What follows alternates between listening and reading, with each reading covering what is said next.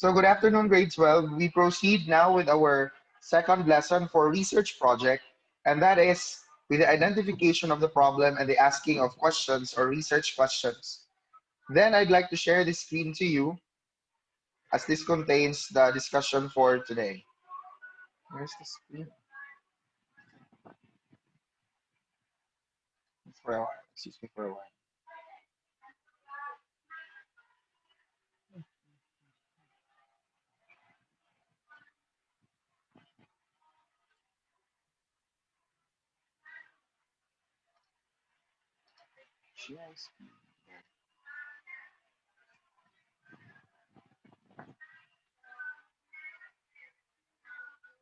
I hope everybody can see this. Troy, can you see this, Troy? Okay.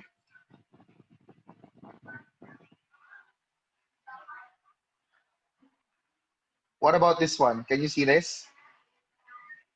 Okay. So here's again lesson 2, identifying the problem and asking the question. By the time people submit themselves for research, it is imperative that everyone begins with a topic in mind. This has been my practice at the outset of this semester. I've always, when I had the chance, especially with my practical research one subject, when I got the chance to meet them, and after having provided some or a few inputs to start the semester, I've right away asked them to think of possible topics that they plan to do for this school year.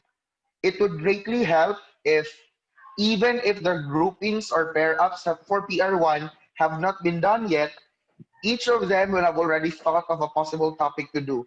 In fact, I think I've already done the same to your class because a topic is it's like the bread and butter of research. Without it, you can't do anything, you can't progress with whatever plan you have thought of in relation to the requirements for the subject alone. On that end, I'm not sure if everybody has finalized their respective choice of a topic, but I'm really hoping that as of this time, you have already more or less a 70% certainty of choosing or of proceeding with a topic that you have already in mind. But of course, you have to consider that that topic that you have thought of should be relevant, significant, and feasible. To begin, a topic is considered relevant if it's something that is needed, or if it's something that is needed at this point in time. If not, it's not too far off from its relevance to the time where we are in right now, or to the situation where you are in. Like for instance, would you consider it relevant to the life of a student? Would you consider it relevant to the life of someone who is in the STEM strand? Would you consider the topic to be relevant given this situation right now? So that's the relevance that we are trying to see or consider for a research topic. Another thing is, it is a significant research topic.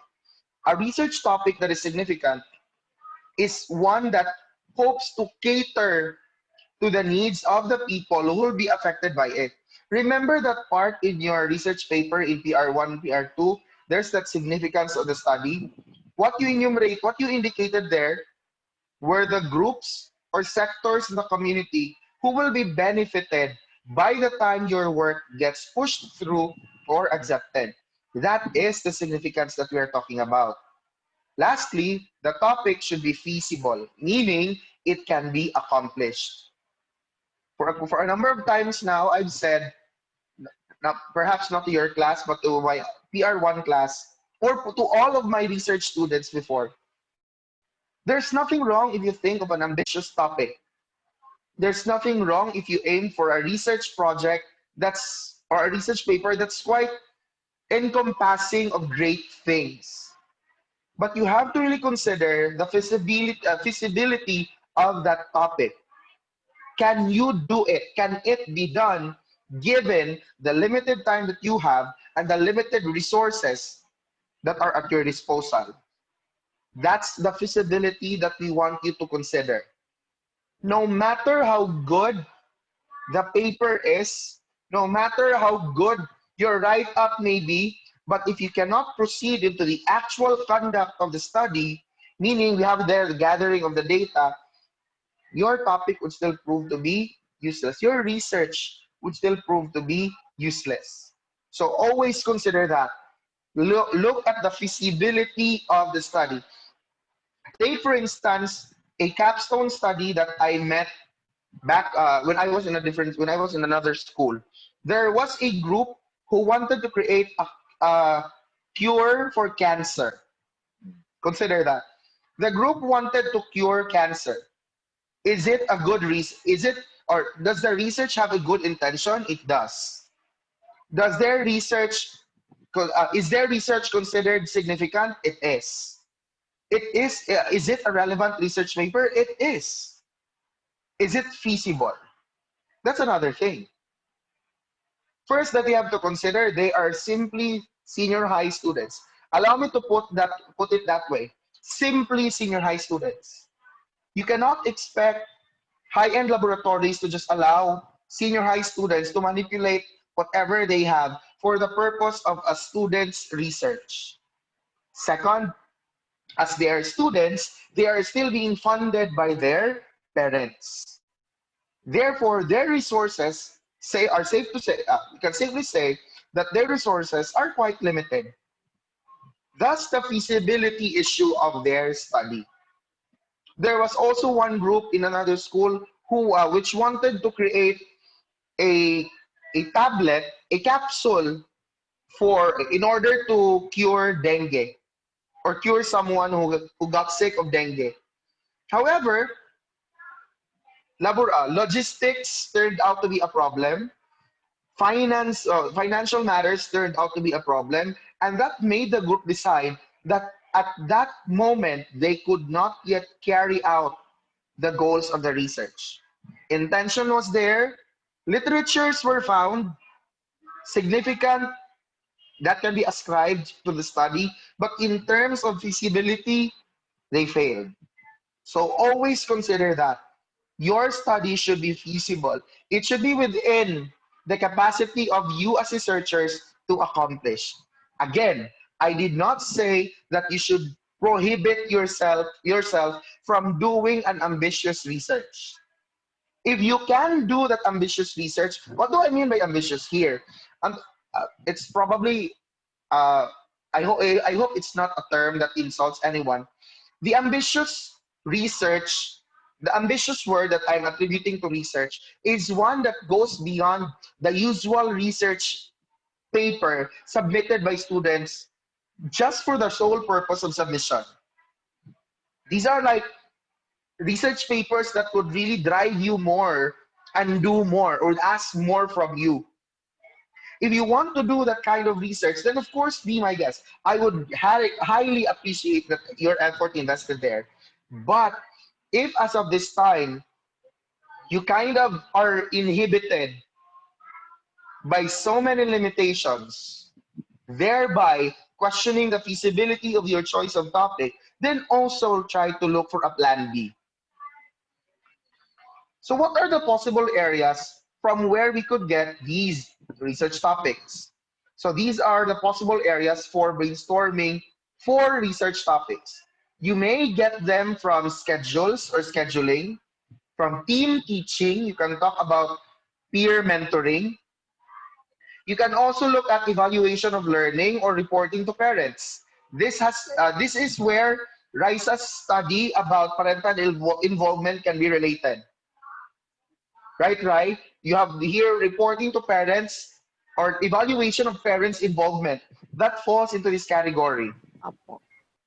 So you have another area, student regulation. What are, in terms of attendance, in terms of behavior in school, learning styles, study habits. Like, this is where the study of Crisel and Miguel comes in. Remember, Crisel, that study of yours about music? No, students taking exams while listening to music, that's a learning style. You also have the study of Nicole. Remember that Nicole, that style of learning or understanding lessons in science, was it in science? With the use of projected media. I think that's your study. Yes, sir. See, that's a learning style. That's a possible area from where you could get research topics. Peer tutoring, field trips, school facilities, extracurricular programs, the use of ICT instruction. Okay, Nicole's study falls into this as well. Stress management, guidance, and counseling programs. So you have 12 possible areas, but the areas from where you could get research topics are not limited only to these 12.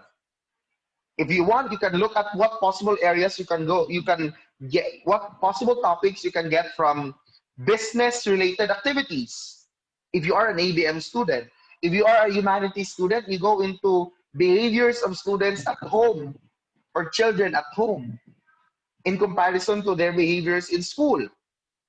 See, almost everywhere around you, there are possible topics that you can actually determine. Guide questions for topic identification. First, you have to look into what you know about the topic.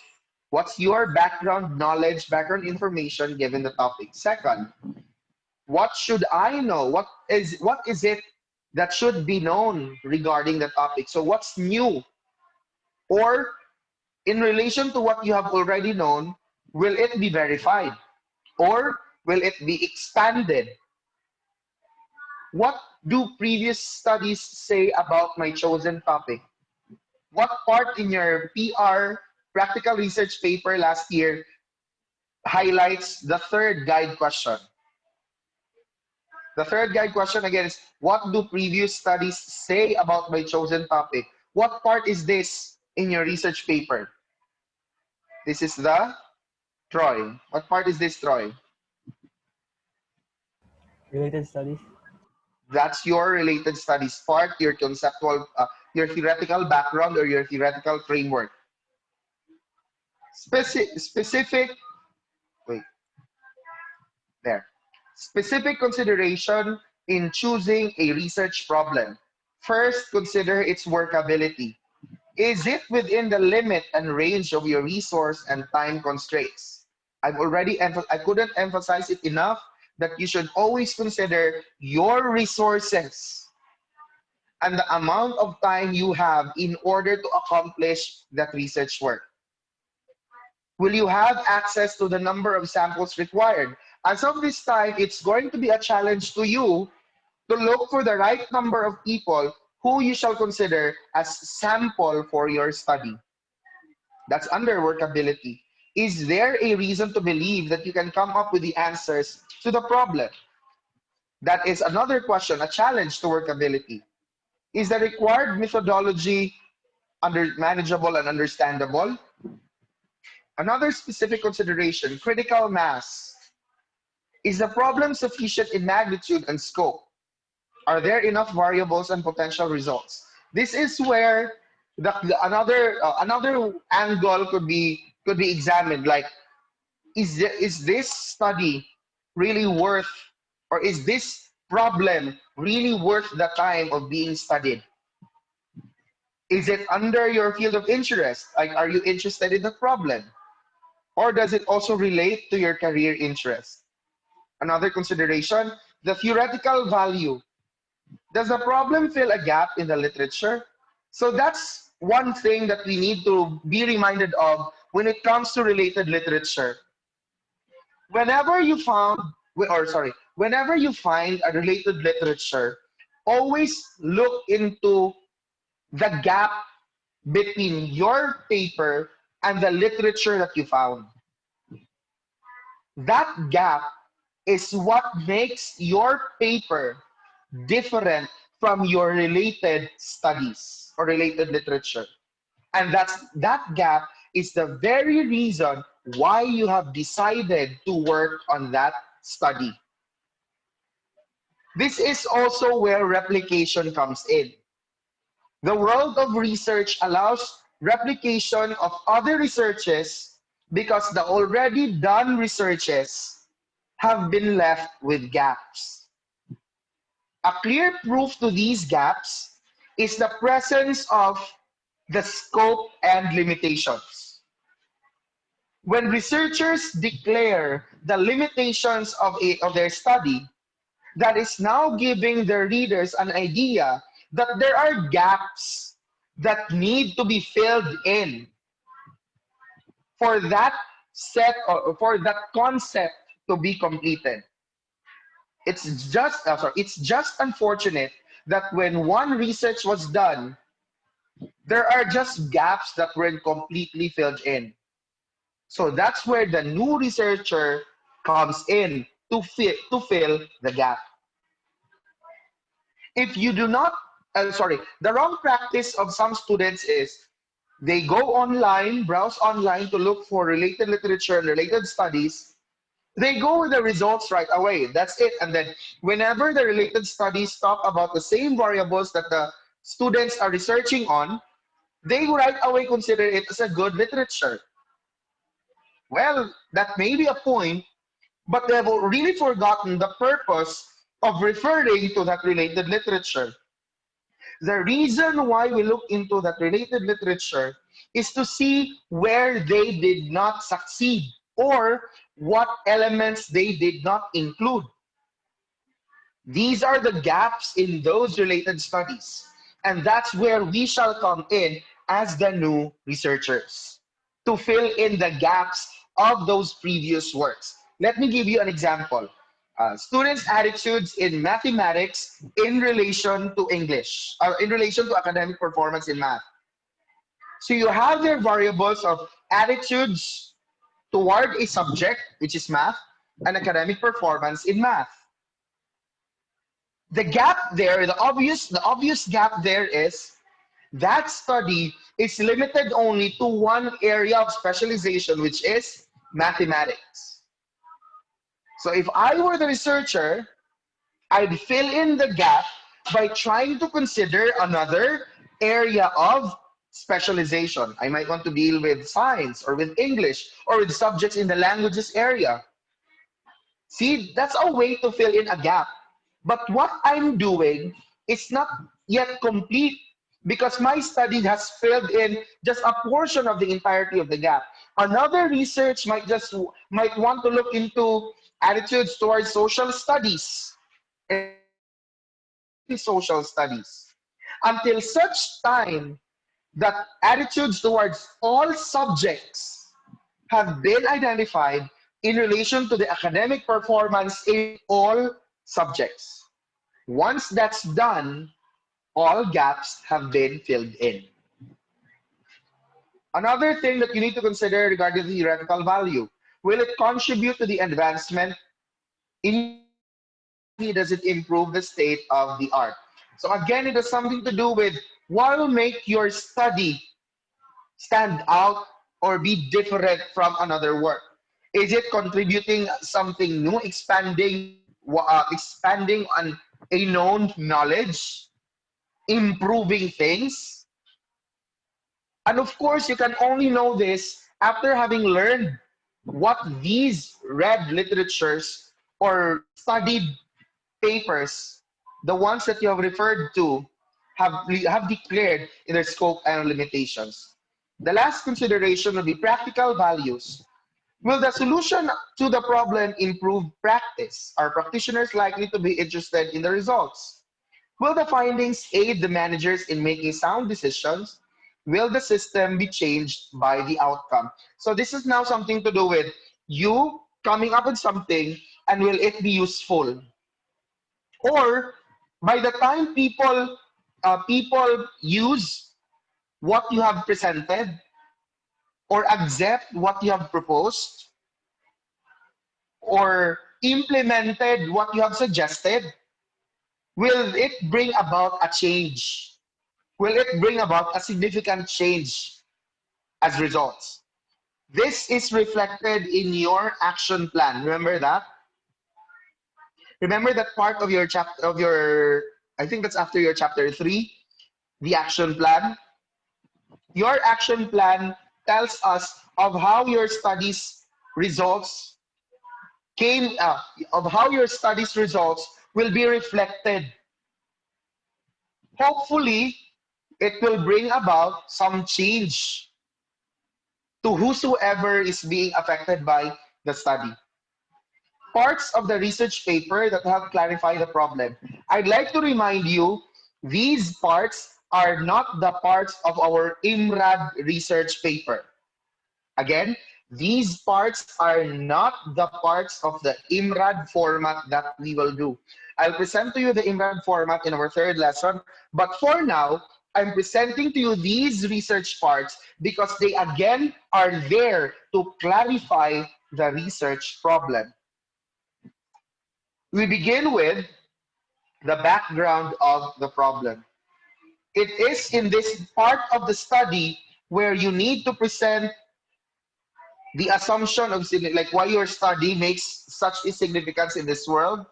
Simply put, this is where you discuss the need to conduct that study. Remember that?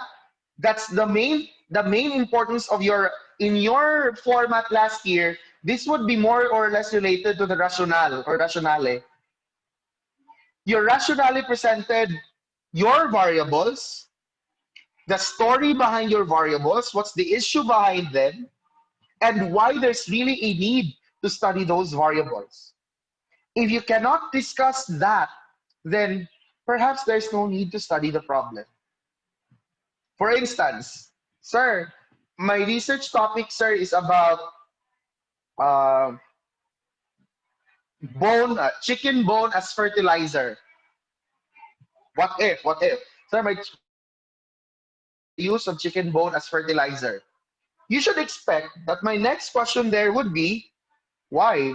What's the issue behind the chicken bone as the use as what's the issue of the chicken? What's the issue regarding the use of chicken bone as fertilizer? If you cannot answer that question, then what is there to study? If there's no problem behind the topic that you have thought of, so what is study? Always ask yourself that question. Upon having known a particular variable, what's the issue? What's the problem? What's the concern regarding that variable? Because if there's none, then again, it's pointless to study it. Another thing, by the time you will have known there really is an issue regarding that variable, try your best. Yes, try your best to look for an authority, provide a citation to support that problem regarding that same variable really exists. Sir, can we not just rely on our observation? For quite a number of times now, I've said, yes, your observations matter. It's just that, as of this time, the world of research could care less about you. The world of research would rather give more importance to opinions of people who have already established their names in this same area of research. So, if you have already, like going back to the example of the use of chicken bone as fertilizer, for instance, you will say, Oracion 2020 conducted in a similar study. However, the use of chicken bone as fertilizer. However, results turned out to be quite different from how Juan 2019 did her study. So that is now a declaration that there really is a problem regarding the use of chicken bone as fertilizer, most especially that two authorities and researchers arrived at two different results. The contrast of the results of these researchers or authorities is a good reason why you as the researcher have been motivated to do a research to prove the real deal, to state the real deal behind the use of chicken bone as fertilizer. Or you might go into, it was presented in the in an article by Mamakos 2017 that chicken bone could act as a good fertilizer for flowering plants. See,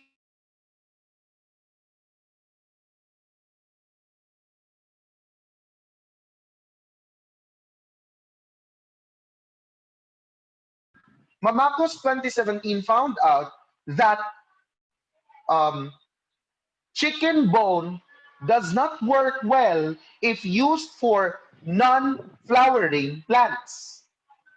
So that's an issue. There's an issue. Wait, so what's wrong? It only works with flowering plants, but it doesn't work with non-flowering plants? So that's the problem that you want to consider. That's the problem that you want to look into.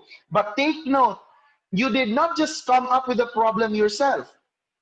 It may be a product of your observation, but in your declaration on your research paper, you arrived at it because there was also an authority who supported the problem that you're trying to address. In the length of the discussion of the bullets founded for background of the problem, it's really that similar to the rationale of your research paper. So variables, what these variables are, what's the problem behind them, why they should be studied, why you want to do that study, all of these are under the background of the problem. If not discussed, then again, there might be no need to do your study. Next part, the conceptual framework. This is where you present your key concepts and related literature. And the sad thing that I've noticed in so many researches regarding the conceptual framework, which in other formats is known as the theoretical background, they also call it that way, or they also refer to it as the review of related literature. Others label them that way. By the way, for the purpose of our exam, let me put this as a clear statement. For the purpose of our exams, we are going to use the terms found in the notes. Again, we are using, by the time this appears in your ST, we will use the terms found in the notes. Therefore, if someone answers review of related literature, though that bears the same thought as a conceptual framework, sorry to say, we are going to really rely on the terms found in your notes. I hope that has been made clear.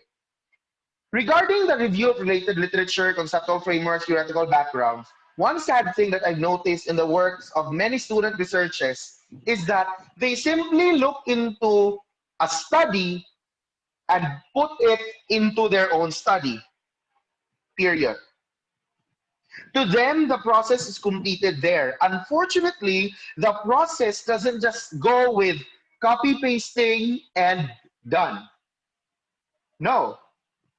What you should rather do is read that related study or related literature, understand it, paraphrase the contents which are needed by your paper, and then provide citations.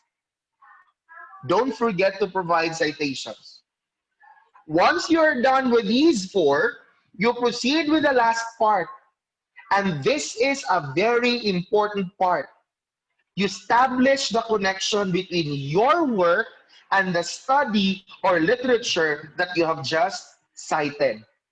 Again, after having paraphrased someone's work, you have placed the citation. What should complete the process is you indicate the connection between your work and the studies or literatures that you have cited.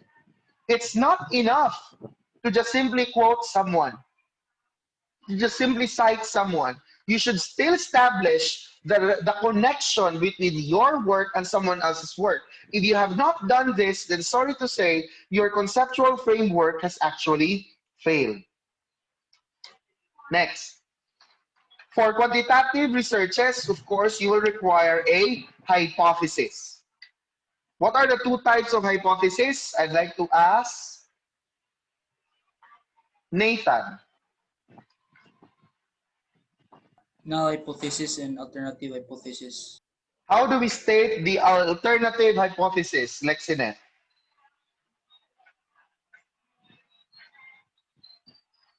Start in the notes.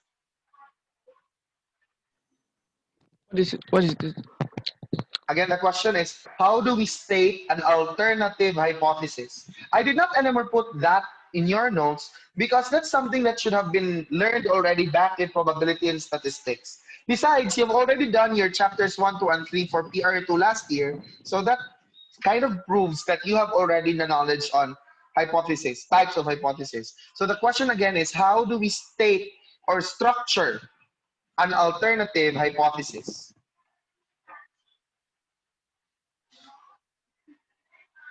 I forgot, Lex? sir. I forgot. It's all right, it's all right. I'll call someone else. What about Crisel? How do we structure an alternative hypothesis?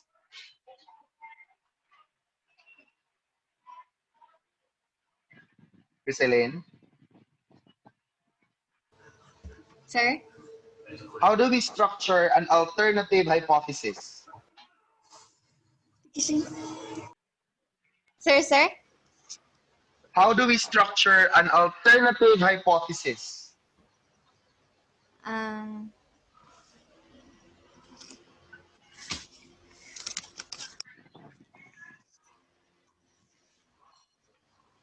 Okay, let's start. Let's start with something. I think this one is easier. How do we structure a null hypothesis, Lexinet?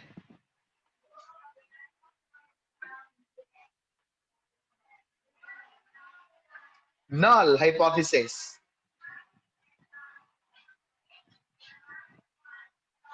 Give me a sample null hypothesis, Lex.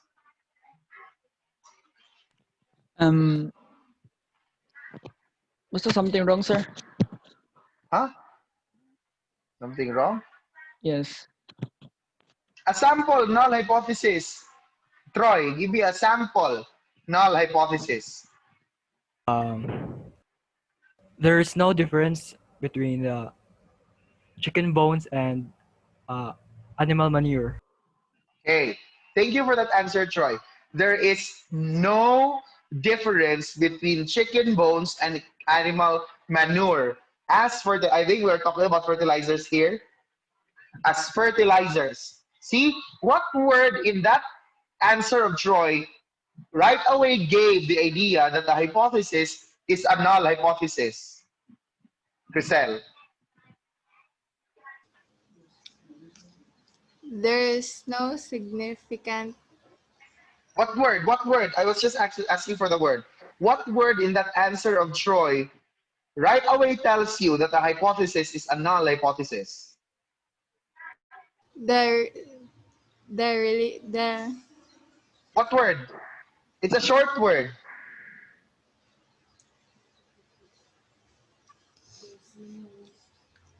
Again, the hypothesis given by Troy is there is no significant difference between the chicken bone and cow and animal manure as fertilizers. So what's there the word coming from the hypothesis of Troy that tells you that the hypothesis is null?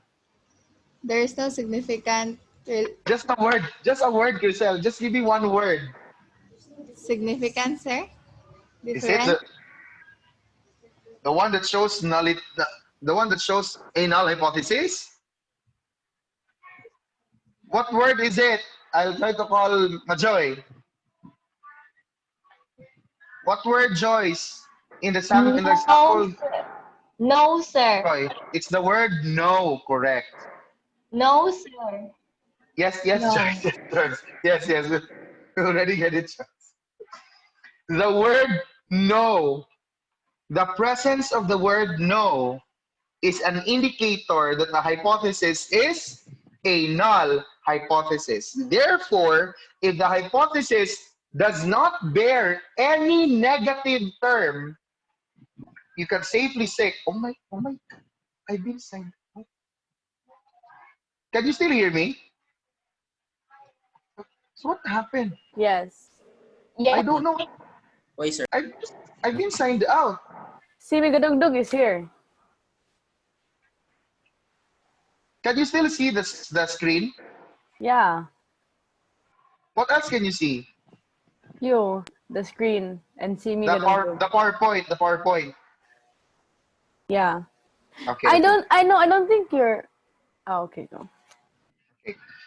If the hypothesis does not hold any negative term, such as no or not, if these words are not in the hypothesis, your hypothesis is an alternative hypothesis.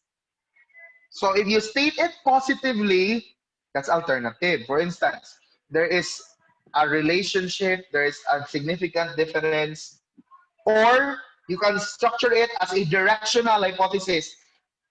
Hypothesis can also be directional or non-directional. Surely you've had that in statistics, right? Have you had that in statistics, directional, non-directional hypothesis? One-tailed, two-tailed hypothesis? Statistics? Yeah. I'm not sure. It's all right. You can also state a hypothesis this way.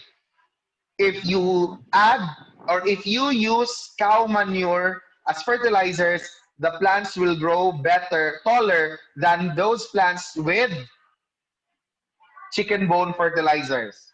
See, that's a directional hypothesis, and that's a positive, an alternative hypothesis. Which between the two are you highly suggested to use? Alternative or null? Raisa, Null. why? Um, we must There's always actually a think good reason. of the worst case scenario. Char joke! It's a scam! But your answer now is quite related to this. Actually, I try to call someone. I try to call Nick. Nick, can you hear us, Nick? Nick Anthony? Nick can't hear us. What about Nathan? Which one are you highly suggested to use, which one is highly suggested for you to use, Nathan? The null hypothesis or the alternative hypothesis?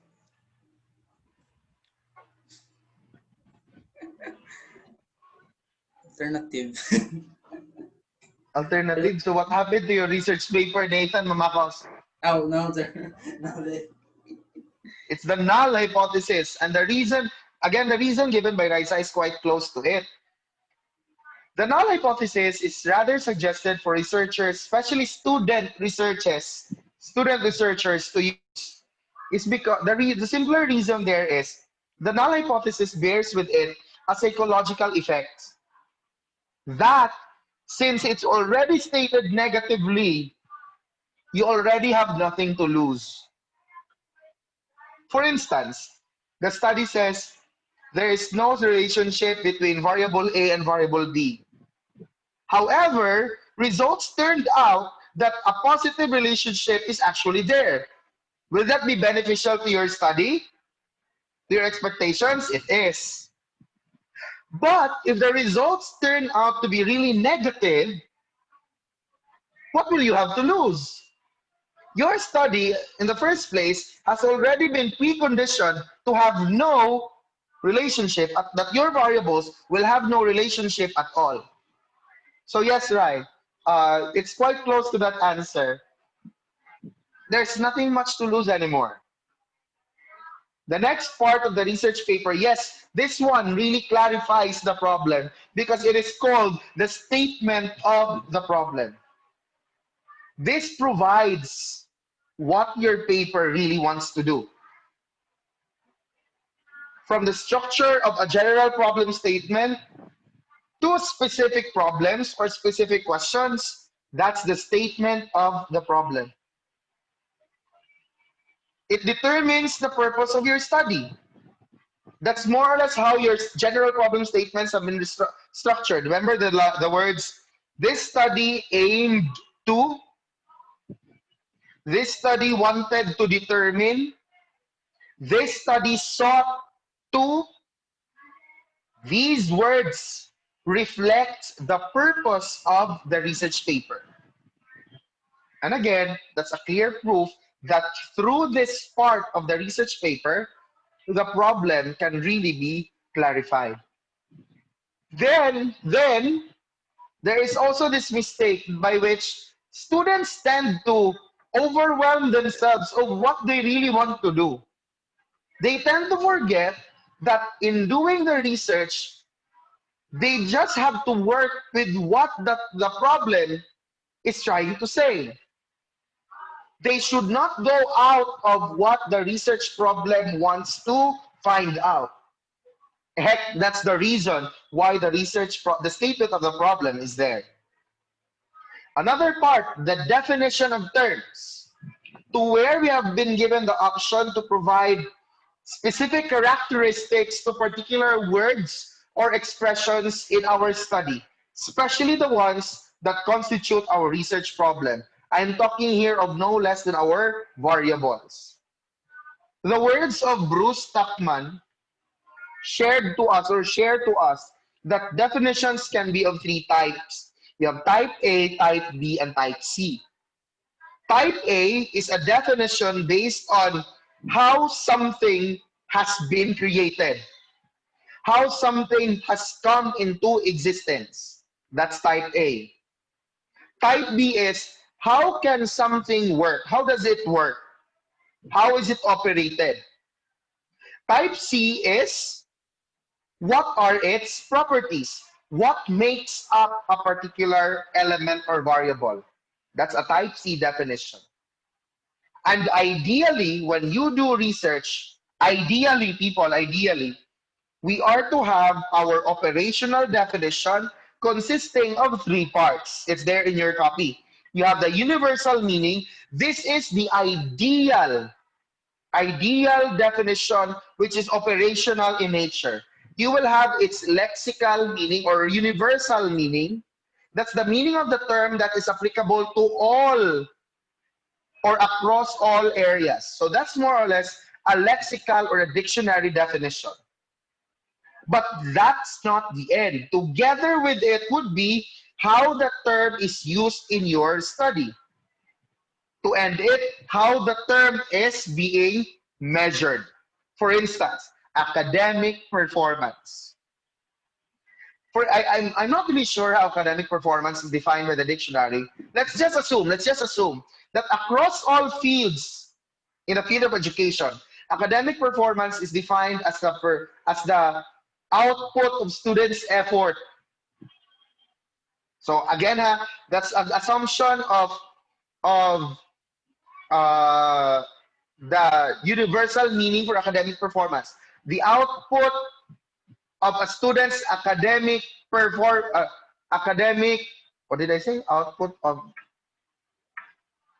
Performance of the academic. output. There's an output. I forgot. Output of students.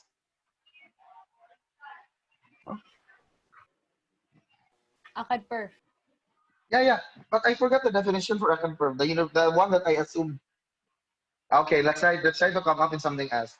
Academic performance. Let's assume that the universal definition of it is it's the output of students' effort for all academic obligations or something like that.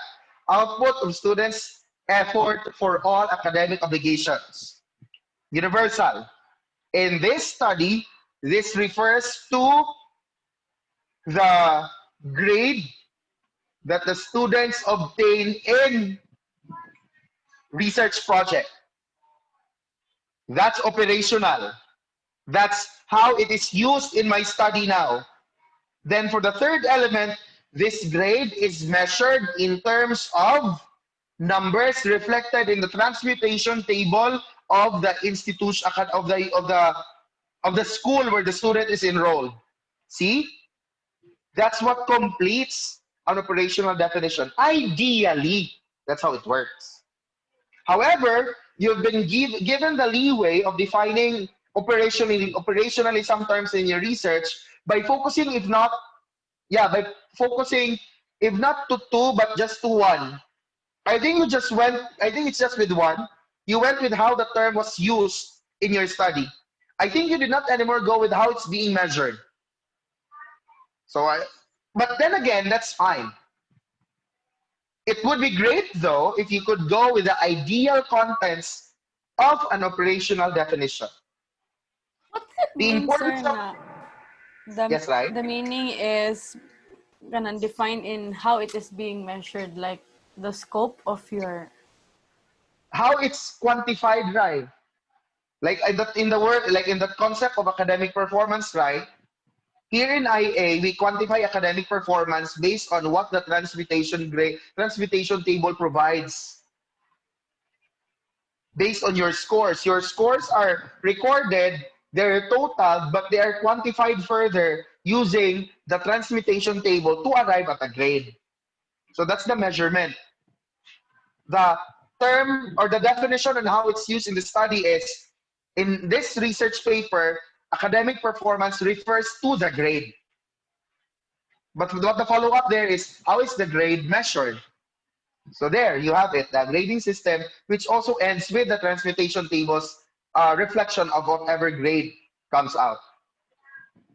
Importance of the study. What part is this in your research paper last year? This is the significance of the study. It always reminds you, researchers, that your study, your topic should really be significant. You do it because there are people who will benefit from your work. You do not do it just because it's a requirement, though. That's what happened to so many to so many researchers. They've done it because it came out as a requirement. But it would really be better, way, way better, that you have chosen a topic, you have chosen a problem, you have done the study because you know that it's going to be for the greater good. It's for the benefit of several groups or sectors in the community. In fact, the researchers can also benefit from it. The last part that we're talking about here to clarify the problem would be the scope and limitations. Anything that's within the coverage of the study, anything that's being done, anything that you are including in your study, that's the scope. Anything that you did not do, something that you were not able to include, limitations. This will help define what your problem just wanted to do. This will help define what the extent is of the study that you're doing. So that when readers read your work, when readers find your work, study them, they could not just simply say, why did they not include it? It's already in the scope and limitations. It was already declared by the researchers. And this part of your research paper, that, like what I said earlier, is going to be read by future researchers because the scope and limitations this part provides the gap that future researchers can fill in. There. Questions? Do we have some questions? So allow me to bring up again the question that I pointed out last time. Where are you in your choice of a research topic? Sir, Yes, about Len. sa... Ay, wala. Huh? Wag na lang, sir. Wag na lang. There you go again. I'm back to zero. Back to zero, mean why? I had a shift of once of a topic without... EBM related now? No, eh. Kana... By, by the way, I actually have eight Research topics. hardbound research papers. Sorry. I have 8 hardbound copies of capstone projects in the IMRAD format. these are actually the topics that these are actually the researches from Holy Name University because I required this. I took the hardbound copies with me and I did not leave them in HNU because in the first place, they're my requirements. So I own them. Borrow me, sir. Yeah, that's a concern now. I'm willing to lend to you these books. But And actually, the good thing Okay, there sir. is a book contains like 17, 14 studies. So if there are 8 with 14 studies, that more or less totals to 112 researches in capstone, which follow the IMRAD format. Please do not worry yourselves in case I'm mentioning capstone because the format may still be applicable. IMRAD may still be applicable for non-experimental researches. The purpose of me lending to you the copies of those studies is for you to know how IMRAD looks like, how it actually appears. My question now is, if I lend the copies to you, how will that be done? gets to school. Yes, but there are only 8. First come, first serve. Unless, like, in the case of Criselin and Lexine. No, sir.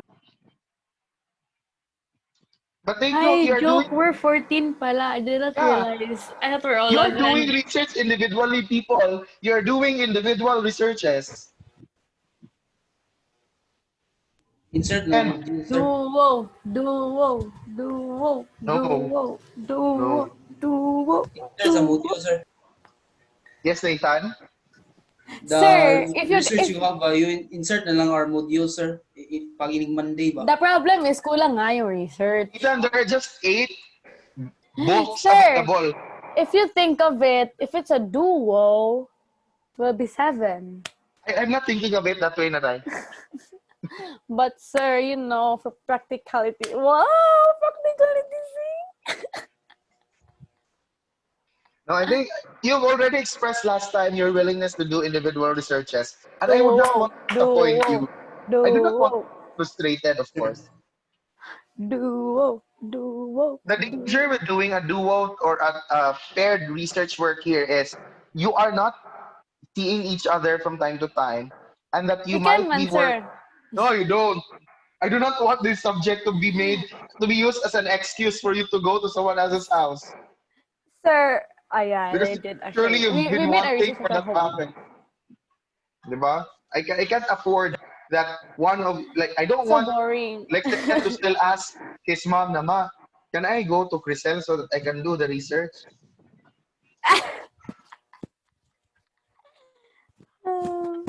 However, I actually thought of the possibility of doing a paired work, possibility of a paired work, but that is not final yet.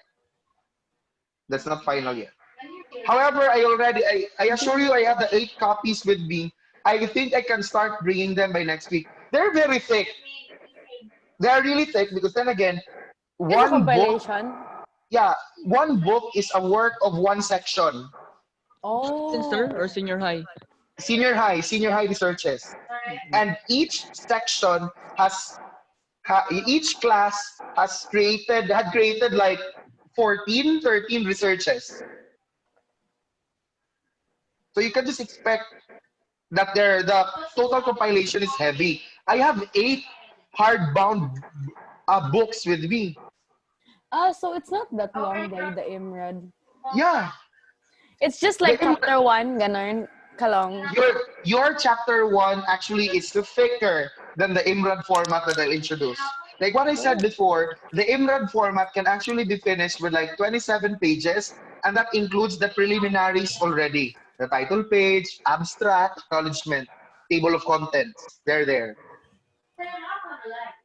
Unless, of course, one of your one. Uh, for now, I'll end the recording here.